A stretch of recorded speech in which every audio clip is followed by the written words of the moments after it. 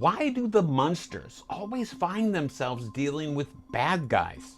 You know, bank robbers, smugglers, con artists, and at least once a murderer? I mean, this is a sitcom about a family living in the suburbs, but they have several episodes where they fight crime. Well, I'm going to talk about some of those episodes, and more importantly, explore why it shows how much they have in common with the Fantastic Four. I don't mean Batman, I don't mean the Avengers. Coming up, there are some very specific things about the Munsters and the Fantastic Four that they have in common. I'm going to talk about them on this episode of Monster Complex. Monster Complex!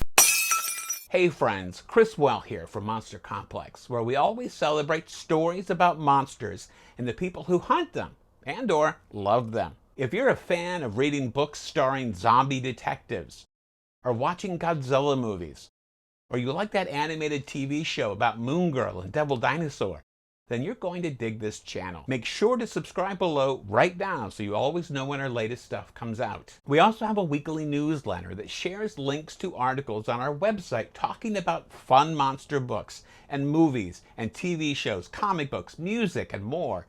And if you subscribe, you can also get the free PDF about Dracula's weirdest fights. When you subscribe to our newsletter, you'll be redirected to a page where you can download that and even watch related video clips. Find a link for the newsletter in the description below this video. This episode of the Monster Complex show is actually the second part of a series that started with the question, why do the Fantastic Four and the Munsters have so much in common? And as soon as it came out, some of the feedback made me think that perhaps, for some viewers at least, I did not frame the big picture clearly enough. Now, if you watched that episode and you did understand what I was talking about, bless you. But just to make this clear to everyone else, I'm going to step back for a second. First of all, I am a huge fan of the Fantastic Four. And I am a huge fan of the Munsters.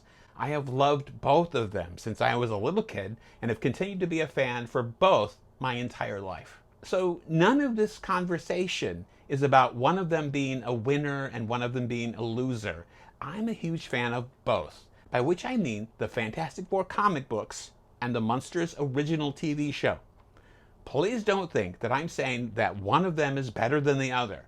That is not what is going on here. As far as I'm concerned, both series are great. So this whole thing started a few months back when I decided to read the Fantastic Four comic book series from the very beginning. Now, at the time of this recording, there are already more than 700 issues of the Fantastic Four comic book. I decided to go all the way back to its beginning and read the whole series straight through. My wife and I have been buying reprints of the old issues, so that for the first time in my life, I can start at the beginning with Fantastic Four #1 and read all the way to what's coming out right now.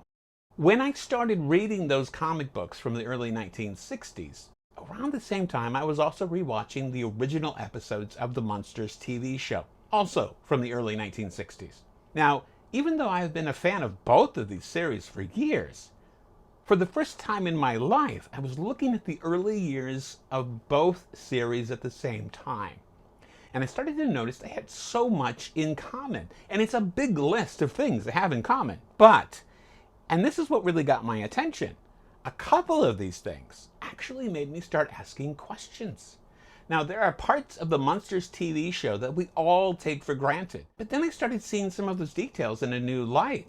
And I found myself wondering where those ideas came from. And since those elements are so similar to parts of the Fantastic Four comic books, and since both of those series started in the early 1960s within a couple of years of each other, what I'm asking, is it possible that the Fantastic Four was actually one of the influences for the Munsters? Now look, I have written lots of times on Monster Complex about the Munsters. If you want to know why the creators of the Munsters actually wanted the show to be more like the Addams Family, I wrote about that. If you want to know why there are so many different actresses who play the part of Marilyn Munster, I wrote about that. If you want to know about the various Universal monsters that showed up on the series, I wrote about those. If you want to know about those episodes where Harmon applied for a bunch of different jobs or tried out for different kinds of sports, I wrote about those too. You can find links to those articles and more in the description below this video. Now, in the previous video, we started out with some of the basic things that the Fantastic Four and the Munsters have in common. Now, let's try a new one. Both series are about people who are not crime fighters, but who fight crime. Think about how unique that is for both of them. This is another example that they have in common, but very few others would also have this in their description. Let's look at this. The Fantastic Four are not crime fighters. They are explorers. They are science people. If you have read the actual comic books, then you know that they don't go out looking for bad guys. They're not Batman. They're not the Avengers. They're not the Justice League. It's not their job to fight crime. However, there are several stories where they ran into bad guys and then had to deal with them. The Mole Man, the Frightful Four, Galactus, and of course, Dr. Doom. They don't go looking for Dr. Doom all the time, but he certainly has shown up a bunch. All of which is to say, the Fantastic Four don't go looking for bad guys, but they do have to deal with them. Now let's look at how the Munsters are doing this too. The Munsters are not crime fighters. They're just a family living in the suburbs. It's not their job to fight crime either.